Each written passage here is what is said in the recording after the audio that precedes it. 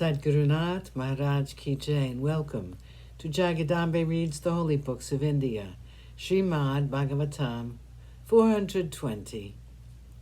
As you may remember, we were hearing a summation of the beginning of the Great War. This request of Yudhishthira was firmly refused by Duryodhana. Several attempts were made by several people to make him give it back, but he would not listen to any of his elders.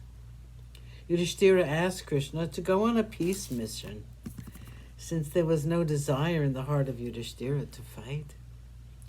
He knew that nothing was beyond the power of Krishna, and if he so desired, he could avert war, which seemed to loom in the immediate horizon. Yudhishthira did not know the purpose of the birth of Krishna, which was for engineering the very war which the gentle Pandava was trying to avert. Krishna went to Hastina, and it was to no purpose, apparently. Yudhishthira was unhappy since war had now become inevitable. The spot chosen for the war was Kurukshetra. The Kauravas, represented by Duryodhana, and the Pandavas, represented by Arjuna, had both come to Dwarka to ask the Yadavas, and particularly Balarama and Krishna, to help them, to befriend them.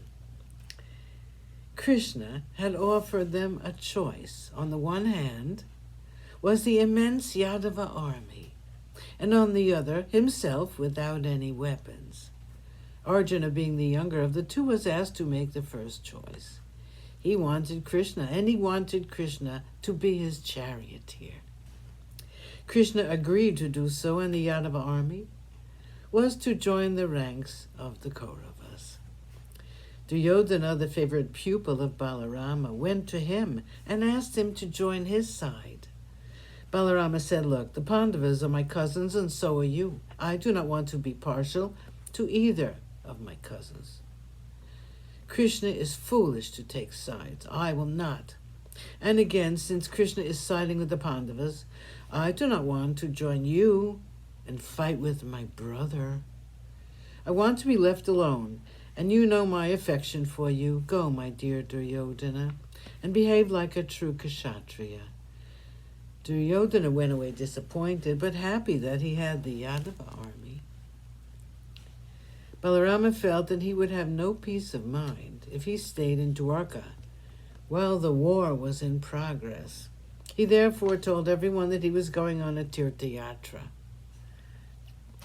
On the sacred spot named Kurukshetra was fought the war, which lasted for 18 days. At the end of the war, there were very few people who were still left alive. All the great kings, warriors, Maharatikas, Antiratas, archers, and heroes shed their blood, and the field was flooded with the blood of the noblest of princes. High-born and proud kings lay on the ground, and there were only women on the field, sitting by their sides and weeping. The Pandavas were rulers of the world. After he had thus established Dharma on the earth, there was very little for Krishna. He was impatiently waiting for the day when he could go back to his abode. 269, Balarama's Tirthayatra. Balarama first went to Prabhasa Tirtha. From there he went north to Saraswati. After he visited Pritudaka, Bindusaras, Sudarshana Tirtha, Shakra Tirtha.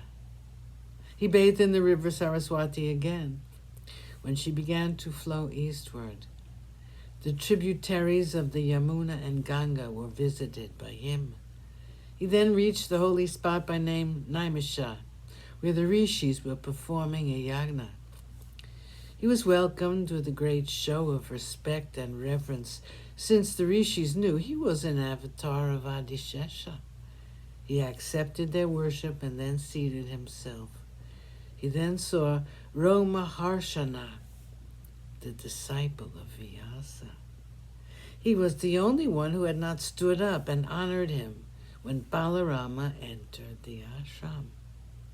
Sant Gurunath Maharaj Ki Jai. Thank you for coming. I hope you come again.